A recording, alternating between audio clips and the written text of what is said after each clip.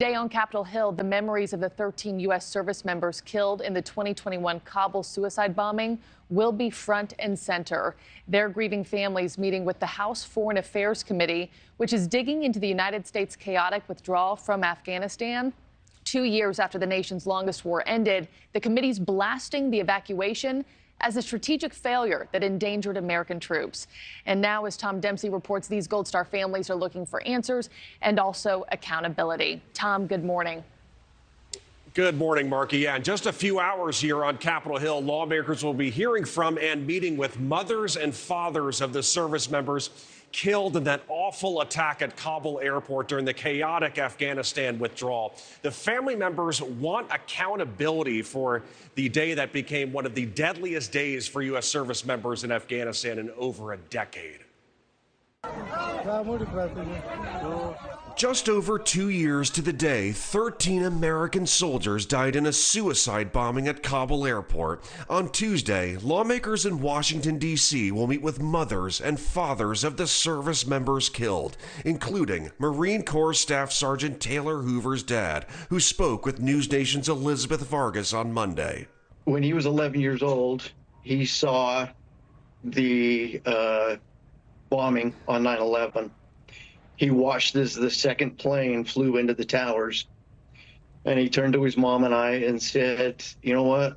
I'm going to join." Hoover helped evacuate Afghans as the Taliban took over in 2021, when in a moment, lives would be changed forever. A suicide attack killing 13 U.S. service members, including Hoover, and wounding 45 others, while also claiming the lives of over 150 Afghans.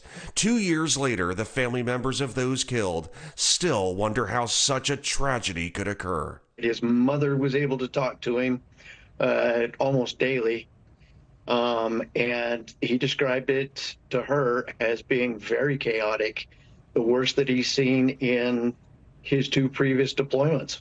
The roundtable with Gold Star family members on Tuesday comes as the House Foreign Affairs Committee ramps up its investigation into the chaotic Afghanistan withdrawal. Chairman Michael McCall says the attack could have been prevented. Just last week, he requested a formal interview with the commanding officer of a sniper who testified to lawmakers this year about his team allegedly IDing the suspected suicide bomber before the attack, but never getting a green light to engage, quote, due to their leadership's uncertainty as to who held authority to approve action. McCall also says intelligence showed ISIS orchestrating violence and possibly targeting the airport. He believes the soldiers were sent into harm's way, and family members deserve justice. When I talk to them, they want answers. They want accountability.